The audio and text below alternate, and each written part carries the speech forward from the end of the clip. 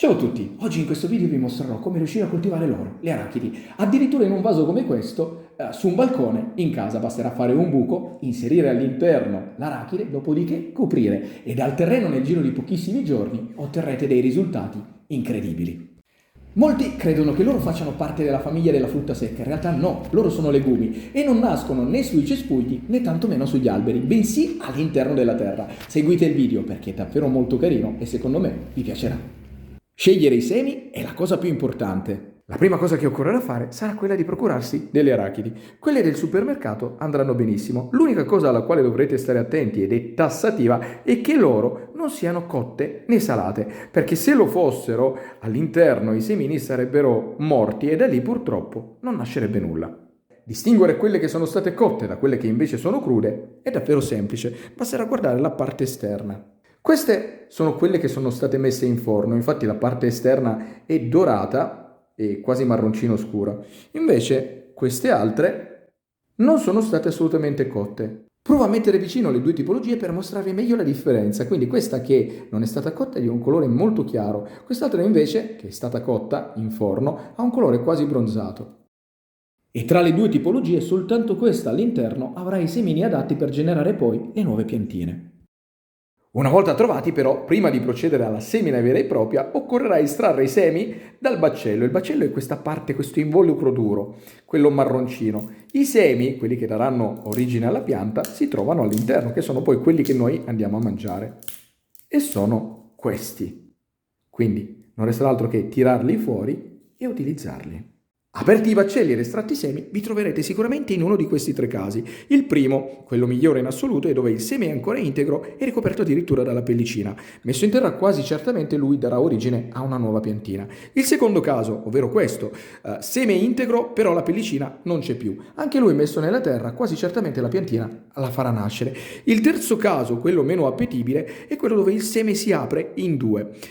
C'è la possibilità che effettivamente da qui, proprio da questo punto, la piantina si generi, ma non è certo. Nell'ipotesi che voi ricadiate in questo caso, io consiglio di scartarlo e procedere con queste due tipologie. Primo trucco. Aperti i baccelli, questi sono i semi che abbiamo ottenuto. Non resterà altro che mettere loro all'interno di un vaso con del terreno e dopo circa 40 giorni si inizierà a vedere spuntare le prime piantine. Esiste però un trucco che vi permetterà di diminuire, addirittura dimezzare i tempi di attesa prima di vedere le piantine. Dato che adesso sono molto secchi, occorrerà idratarli, quindi basterà mettere questi all'interno di un po' d'acqua. Quindi procurarsi un contenitore e un bicchiere in vetro trasparente sarà davvero perfetto, mettere circa 4-5 cm di acqua all'interno, dopodiché prendere le arachidi che abbiamo sbucciato ed andare semplicemente ad inserire all'interno e lasciarle a mollo per circa 24 ore. Trascorse 24 ore, togliendo l'acqua che c'era nel bicchiere, questo è ciò che si è ottenuto. Quindi li si potrà togliere ed utilizzare. Guardate un po' come siano cambiate completamente, sia di aspetto che di dimensioni. Si sono completamente reidratate. Per farvi vedere la differenza che c'è effettivamente tra le une e le altre, ve ne metto a paragone una che nell'acqua non c'è stata e poi prendo una invece che nell'acqua c'è stata. Bene, eccole qua, ve le mostro meglio. Questa è quella che in acqua non c'è stata ed è davvero piccina, è ancora tutta secca. Invece questa è quella che in acqua c'è stata ed è assolutamente reidratata e pronta per essere utilizzata. Arrivati a questo punto, procurarsi un contenitore trasparente che si possa aprire e chiudere ermeticamente. In vetro o in plastica sarà completamente indifferente. Poi un tovagliolino, mi raccomando, in stoffa e non in carta, andarlo ad adagiare all'interno, prendere i semini, farceli cadere sopra, in questa maniera, coprire il tutto, così, dopodiché prendere un vaporizzatore e bagnare in modo che il tovagliolino sia umido, non zuppo, soltanto leggermente umido. E a questo punto chiudere il tutto e posizionarlo in un punto dove prenda molta luce, ma non i raggi del sole diretti. Primi risultati. Trascorsi 7 giorni si potrà riprendere il tutto e verificare se all'interno del contenitore qualcosa effettivamente sia nato o comunque iniziato a spuntare oppure no. E a quanto pare qualcosa è nato davvero. Guardate un po' come si sono sviluppate tutte le arachidi che abbiamo inserito all'interno. Praticamente in ognuna sono nate delle radici e sono davvero perfette. Guardate qua. Volendo si possono già mettere così nel terreno oppure semplicemente aspettare che queste si sviluppino ancora leggermente dopodiché spostarle. Quindi nell'ipotesi che voi non vogliate metterle subito nel terreno, allora semplicemente richiuderle e aspettare qualche altro giorno. Se non li metterete in terra, lasciandoli nel contenitore, questo è ciò che otterrete col passare dei giorni. Eccolo qua. Quindi, guardate un po' come si siano sviluppati. Sono davvero incredibili.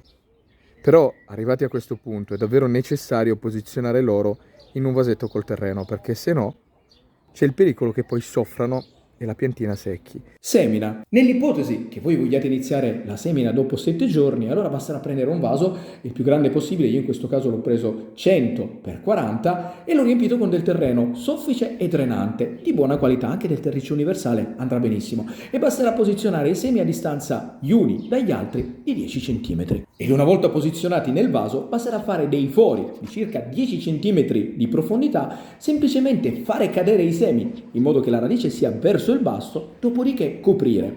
Una volta coperto, rinzaffare tutto il terreno, casomai schiacciandolo leggermente con le mani, dopodiché bagnare il tutto molto abbondantemente. Considerate che la prima volta il terreno dovrà essere veramente tanto bagnato. Sviluppo delle piantine. Trascorsi più o meno 30 giorni, riprendendo il tutto, il risultato è davvero incredibile. Tutti i semini che abbiamo messo all'interno del terreno sono nati e adesso le piantine sono alte circa 10 cm. Sono sane, belle e forti. E trascorsi altri 10 giorni, quindi arrivati al 40° giorno, le piante si sono praticamente raddoppiate, sono alte più o meno 12 cm, si stanno rimpolpando e hanno proprio il caratteristico aspetto di quando poi la pianta sarà adulta. Ed arrivati al 50° giorno, le piante stanno continuando a crescere in una maniera assolutamente perfetta. Sono esteticamente belle, ma la cosa davvero importante è che siano sane. Bisogna sempre controllare che non ci siano né animaletti né funghi. Nell'ipotesi che poi voi notiate realmente uno di questi problemi, quindi o funghi o animaletti sul terreno o sulla piantina, mi raccomando però curatela immediatamente. Basterà del semplice olio di neem diluito in acqua al 10%, spruzzare dappertutto, quindi terreno e pianta, e i problemi dovrebbero sparire. Arrivati al 70° giorno, la pianta si può considerare adulta, è alta circa 40 cm, esteticamente è davvero molto bella. Vi assicuro che ovunque la metterete in casa abbellirà il posto dove sarà messa.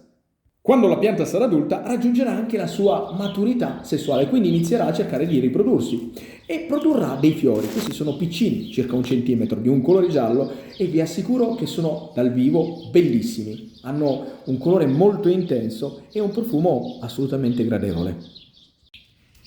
E un'altra cosa che è davvero molto particolare è che i fiori non li fa all'apice dei rami, ma alla base.